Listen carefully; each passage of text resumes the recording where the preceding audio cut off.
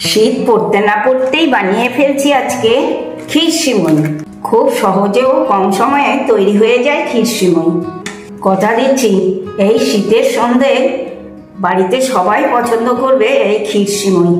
তাহলে চলো দেখে নেওয়া যাক কি পদ্ধতিতে বানিয়ে নেওয়া যায় ক্ষীরসিমুই।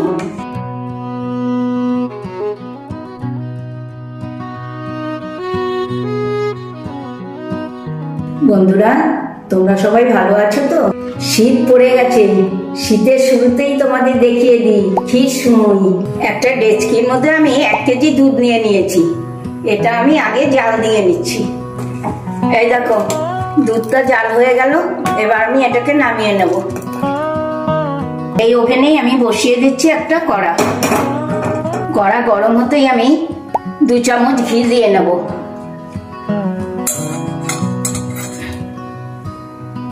ঘিটাও গরম হয়ে গিয়েছে। এবার আমি সিমুইগুলো এর মধ্যে দিয়ে ভেজে নেব।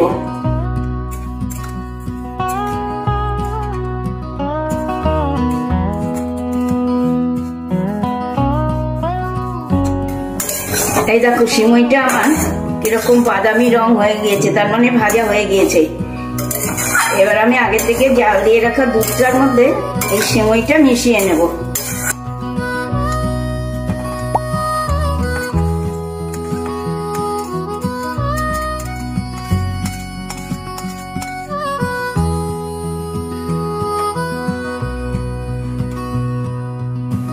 এটাকে আমি আবার ওভেনে বসিয়ে দিচ্ছি।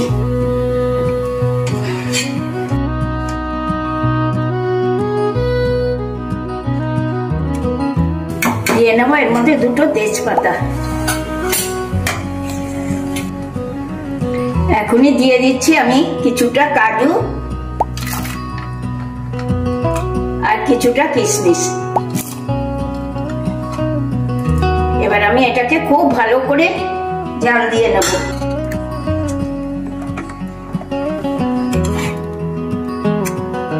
এরপর দিয়ে দিচ্ছি কিছুটা কনডেন্স মিল্ক।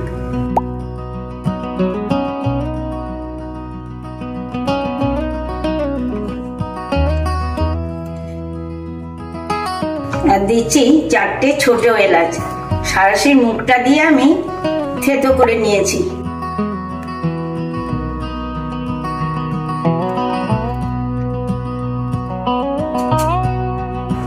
এই দেখো, সিমুইটা সেদ্ধ হয়ে গিয়েছে।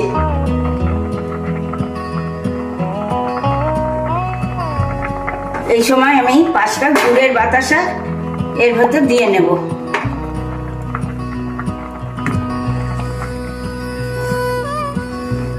এবারে দিয়ে দেব ছোট বাটির 1 বাটি চিনি।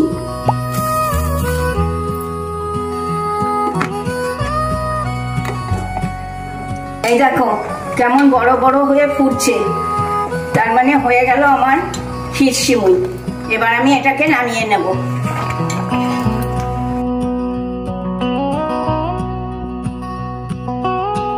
তোমরা কারা কারা এই ক্ষীরসিমুই খেতে ভালোবাসো? ফেসবুক, ইউটিউবে একটা লাইক, একটু কমেন্ট করে আমাকে জানিও।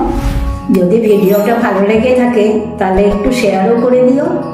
মনে আছে নিশ্চয়ই মুখার্জি কিচেন। তাহলে আজকে আসি, টাটা, বাই বাই। তোমরা সবাই ভালো থেকো, সুস্থ থেকো। নেক্সট দিন আবার আসবো নতুন কোনো ভিডিও নিয়ে।